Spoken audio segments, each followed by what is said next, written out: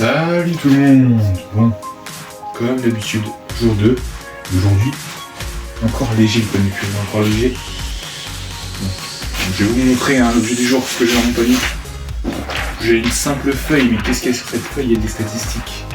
J'ai eu des amis, hier soir nous étions au match Sweet Nancy, Chalon-sur-Saône, premier match de la pré-saison. Si vous avez loupé le match, vous vous abonnez, vous pouvez encore parler story, hein. Il y a encore le temps, si vous voyez cette vidéo, vous pouvez encore le voir avant ce dimanche soir, autour de 20h-21h. Après il n'y aura plus rien, ça s'effacera. Donc les amis, on va passer maintenant à la Coupe du Monde, fini la Belgique. Moi je range ce que j'ai dans mon panier. Et comme il n'y a rien dans le panier pour vous parler de la Coupe du Monde, je vous laisse avec le débrief. Il y aura beaucoup plus de choses à dire là-dessus. Allez, on est parti.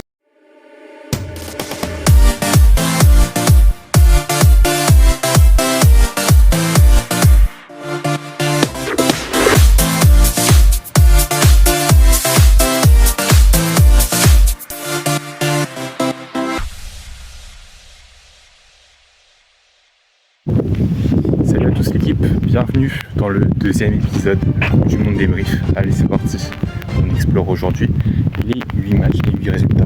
On va retrouver également le chiffre du jour. Bonne émission. Place maintenant au sommaire de cette émission. Samedi 26 août, c'est à peu près la même chose que hier. Première partie, nous verrons pour commencer les 8 résultats, nous allons les analyser, les décortiquer, voir s'il y a des surprises, restez avec nous. Ensuite, on ira se pencher sur une stat, un chiffre, le chiffre du jour. Ça sera en fin d'émission. Et en toute fin d'émission, ça sera comme hier, le programme de la journée de dimanche. La France qui revient déjà dès cette deuxième. Salut l'équipe. Voilà, donc on va partir sur un petit résumé des premiers matchs de la journée. Alors à 10h, dans le groupe B, il y a eu le Soudan qui a affronté Porto Rico. Victoire de Porto Rico 101-96. On a eu un match qui s'est joué au terme d'une prolongation. On a un Carly Jones jouant Angelique qui a mis 35 points, 11 passes décisives avec un beau 40 d'évaluation. De l'autre côté, c'est Romero qui est bien joué, 16 points, 12 rebonds. On a 23 rebonds off côté Porto Rico, ça a fait la différence, je vous laisse imaginer. On a un Tremont Waters, ancien joueur des Metropolitans, qui a été à 4 sur 9 à 3 points. Les amis, on enchaîne avec un autre match. Le Cap Vert qui a perdu largement face à la Géorgie, une équipe de Géorgie emmenée par un joueur, le 6e homme. Bien sûr, je parle du joueur des Orlando Magics, c'est Goga Bitadze, qui finit le match à 15 points, 11 rebonds à peine 20 minutes de jeu, une grosse performance puisqu'il signe 29 d'évaluation. Une défaite logique pour Will Tavares et les frères Tavares qui ont fait un gros match. D'ailleurs, le pivot en prison du Real de Madrid a fini à 2 sur 7, malgré ses 12 rebonds. On enchaîne Jordanie-Grèce, un beau match. Les Grecs qui ont largement défait ce matin à 10h45, heure française. La Jordanie à l'usure qui a compté seulement sur ses 5 joueurs majeurs. C'est défaite face aux Grecs avec un collectif bien huilé. On retrouve 6 joueurs à plus de 10 évaluations.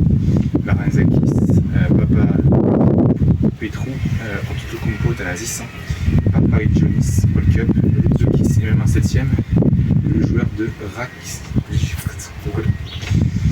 Enfin bref, la Grèce qui assure l'essentiel avant d'affronter les USA dans quelques jours. Maintenant avec le groupe G, direction Jakarta, 11h45, Iran-Brésil. Le Brésil qui a déroulé avec un collectif parfait.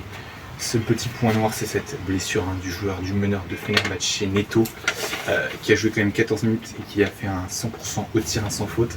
L'Iran, c'est quand même 20 fautes, 19 pertes de balles, 3 sur 8 au lancer franc. Une équipe d'Iran qui va très certainement avoir du mal à passer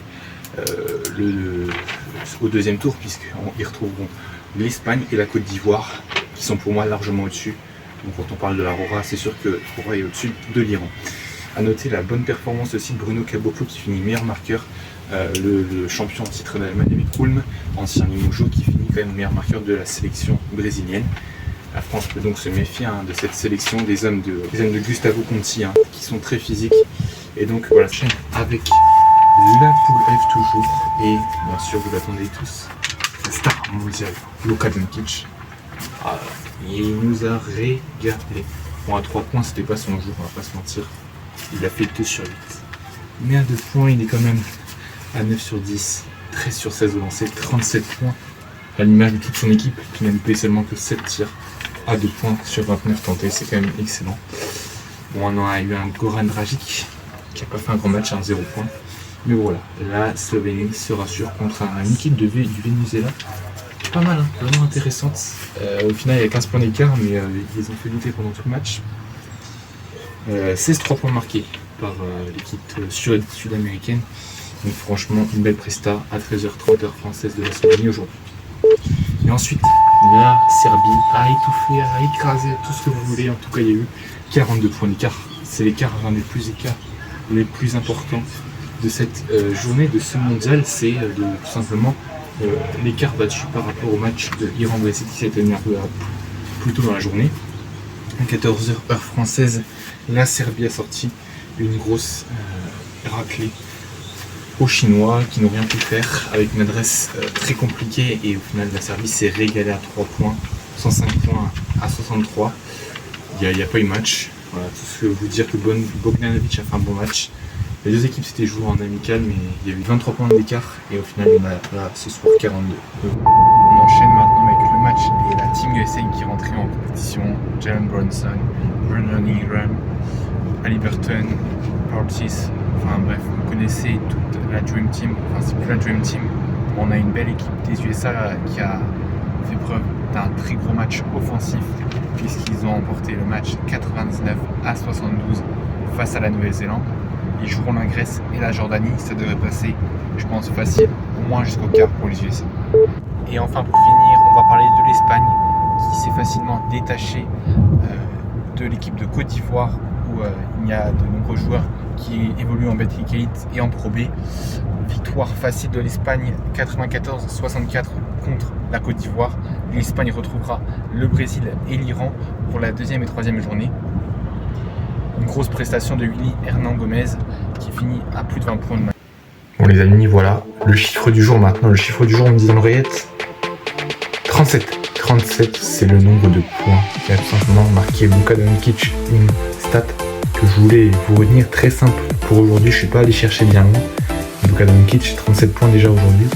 Déjà beaucoup pour commencer. C'est l'une des plus grosses performances en termes de scoring d'un joueur sur ces deux premières journées de 2 premiers jours de Coupe du Monde.